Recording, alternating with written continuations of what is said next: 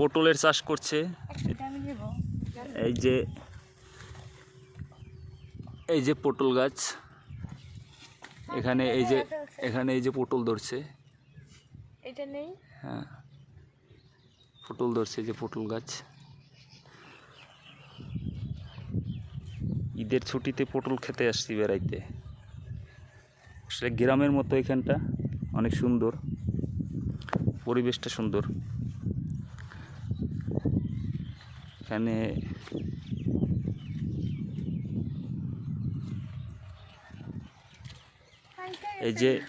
এই যে পাকা পটলের বিচি দিয়া পটলের চারা করা হবে। গাছ ওই যে আমরা ছাদে রোপণ করব। আপনারা চাইলে আসতে পারেন।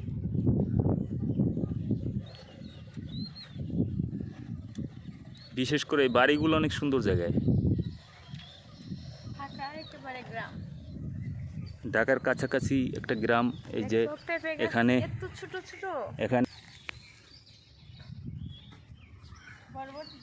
বরবটি।